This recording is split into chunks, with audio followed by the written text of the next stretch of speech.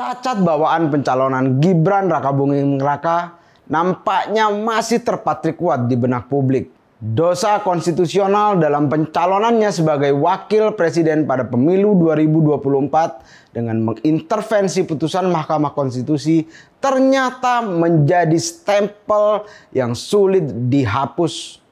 Sentimen negatif ini jelas menunjukkan bahwa Gibran masih dipandang sebagai sosok yang amatir, produk dari praktek nepotisme yang mencederai dan mengangkangi konstitusi. Persepsi negatif ini harus bisa dibalik, harus bisa diputarbalikkan oleh Gibran. Dan ini menjadi ujian besar yang hanya bisa dijawab Gibran lewat kinerja nyata.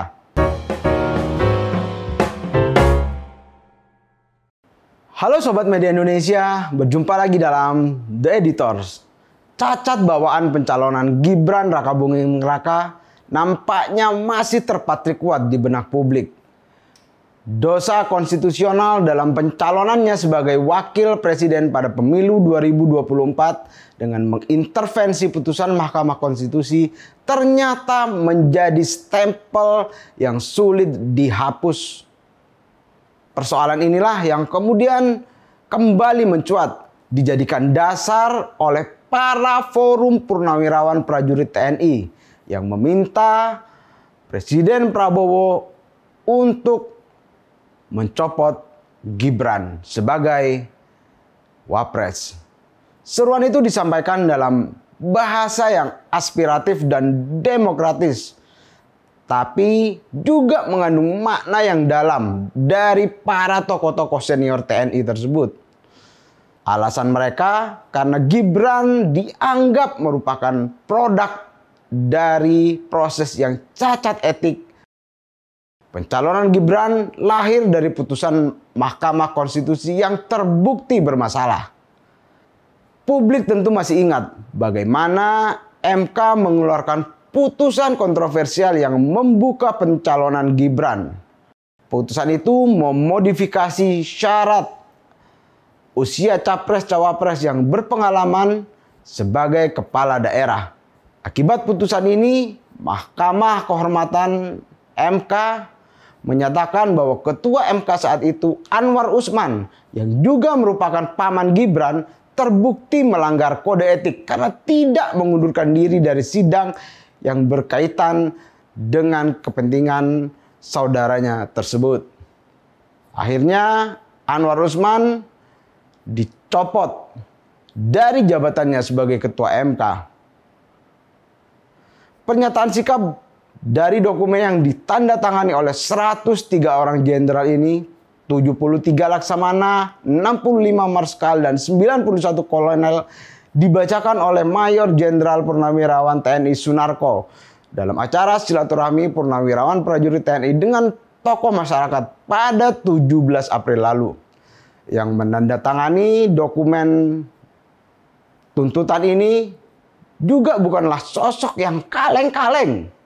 Misalkan Jenderal TNI Purnawirawan Fahrul Razi, Jenderal TNI Purnawirawan Tiasno Sudarto, Laksamana TNI Purnawirawan Slamet Subianto, Marsekal TNI Purnawirawan Hanafi Asnan, serta diketahui oleh Jenderal TNI Purnawirawan Tri Sutrisno yang merupakan Wakil Presiden Republik Indonesia ke-6.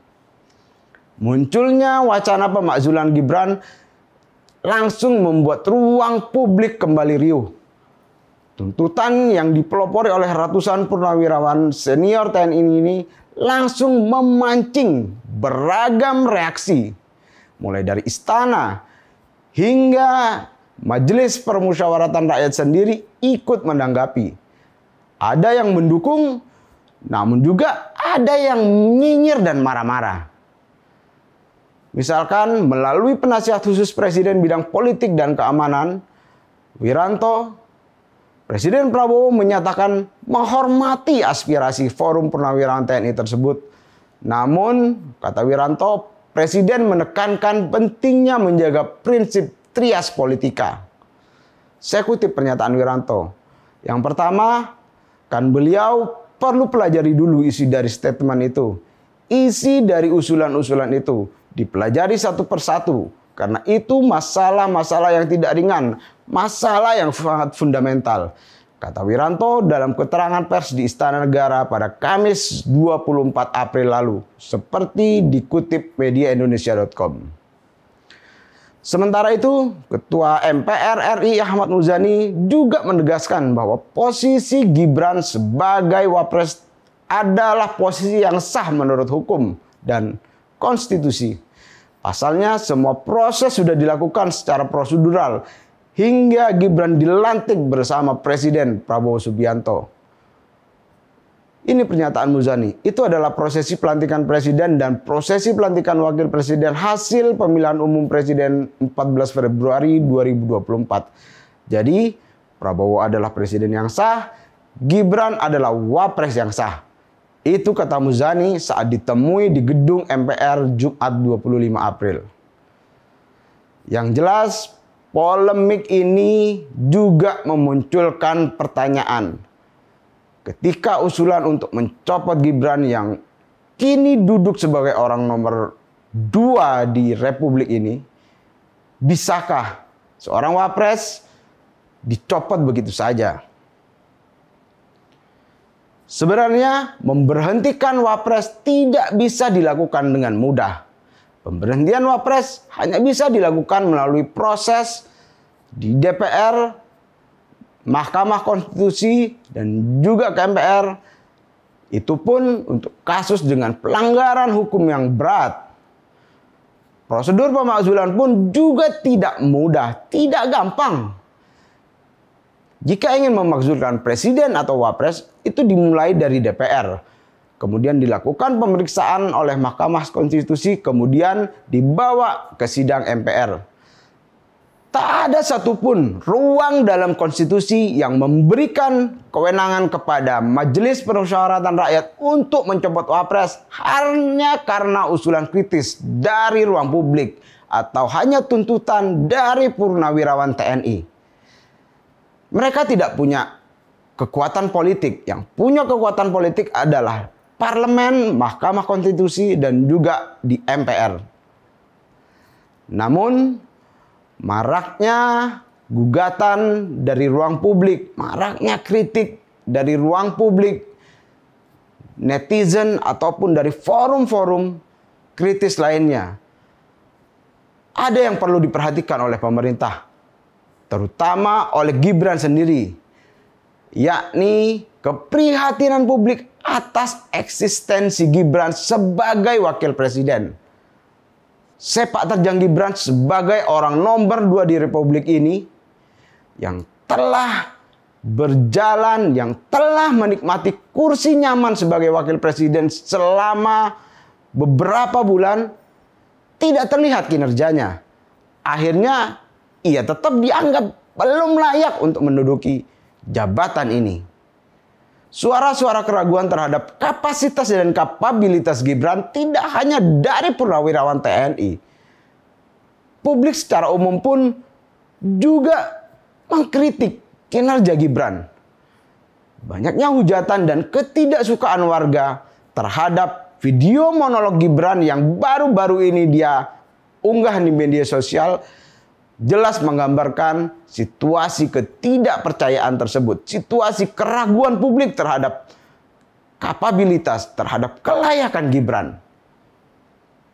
Video monolog di berbagai akun media sosial yang berjudul Generasi Muda, Bonus Demografi, dan Masa Depan Indonesia yang diunggah Gibran pada Sabtu 19 April lalu justru mendapatkan lebih banyak sentimen negatif dibanding yang menyukainya.